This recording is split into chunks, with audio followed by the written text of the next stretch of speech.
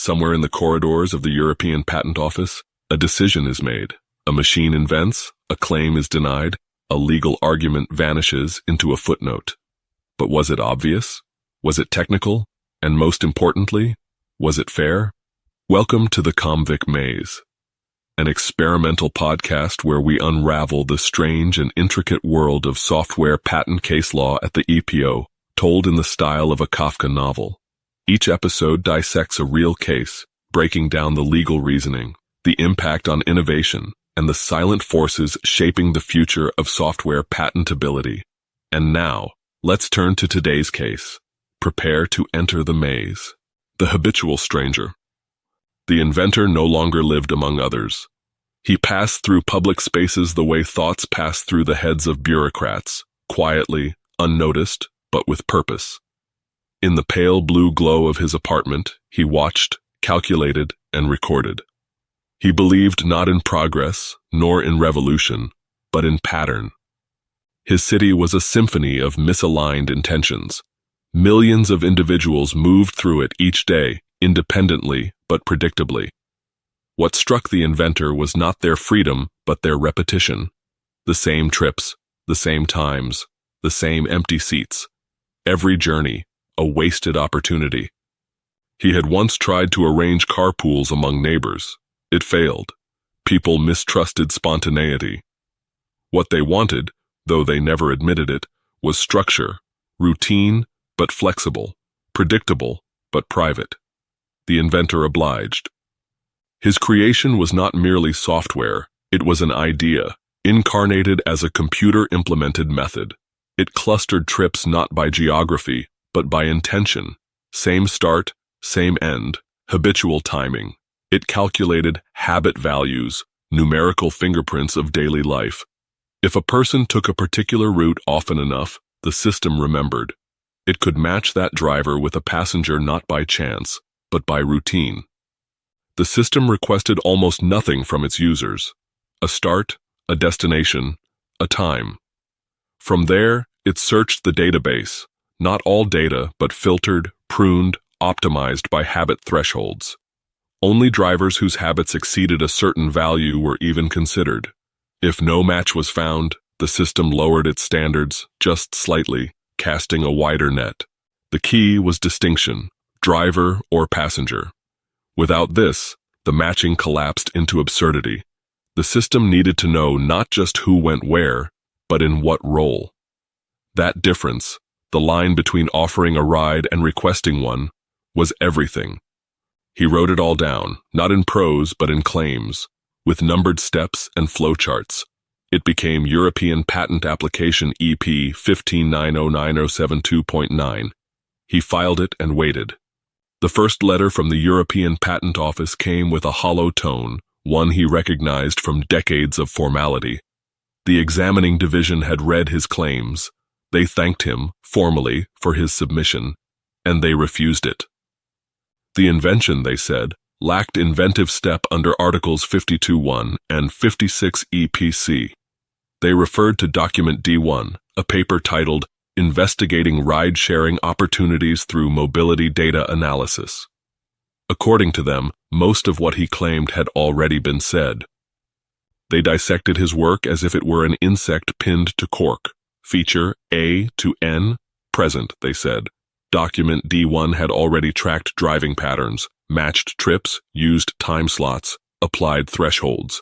Even the statistical habit value was there, dressed differently but fundamentally unchanged. Only one fragment survived scrutiny, feature G, where the system indicated whether a user was a driver or a passenger. That, they admitted, was not in D1, but it didn't save him. They declared that this feature was a purely organizational and administrative constraint. Recording roles in a database? An obvious solution, they said. The skilled person, this mythical average practitioner, would naturally structure the data this way, if asked to minimize communication load. No technical problem, no technical solution. The refusal came not with anger, but with inevitability. The system thanked him again and closed the file. The inventor appealed.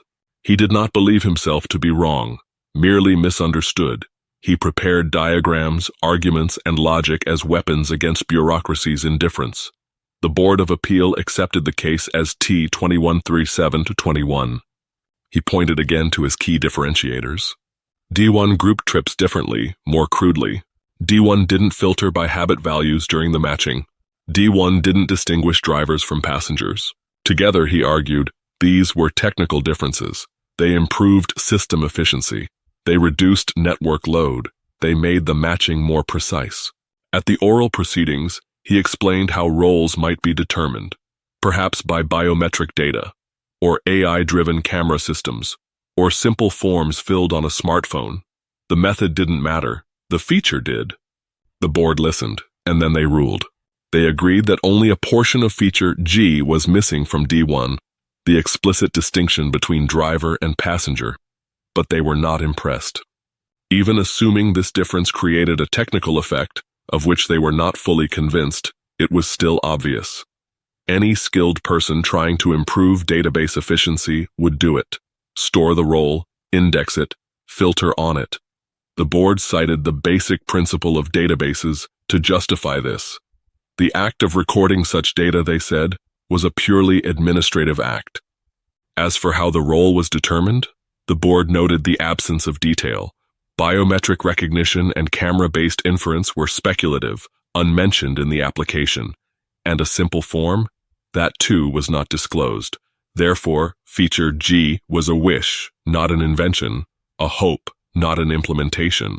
The auxiliary request, with its dual thresholds, fared no better. Adjusting the match threshold when no results are found. That too was common sense, a general common practice. D1 itself suggested multiple thresholds.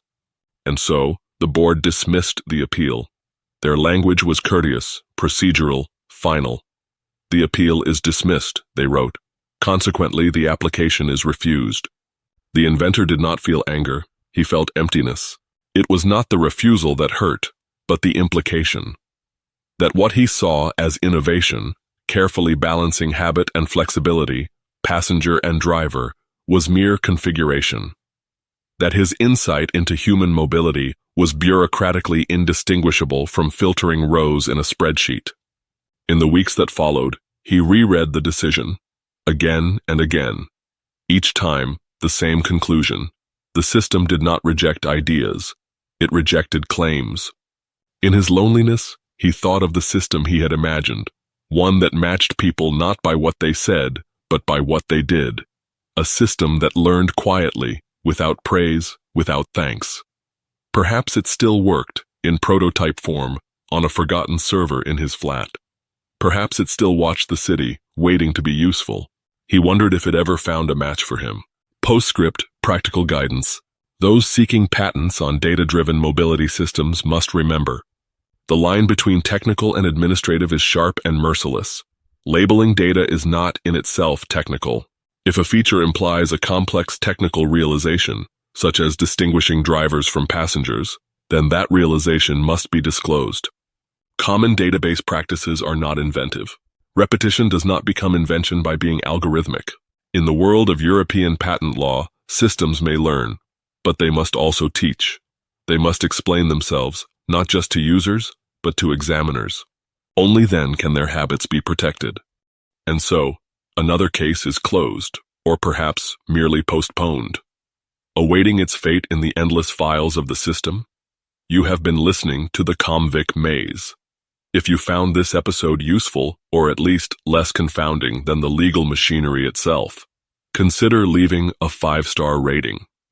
It may not alter the course of case law, but it ensures that these stories continue to be heard. This podcast is curated by Bastian Best, a European patent attorney who has spent years navigating the labyrinth of software patents. If you seek clarity in this shifting landscape, his mailing list offers exclusive insights. The link, if it has not yet disappeared, is in the show notes. Thank you for listening. And remember, the next case is already waiting.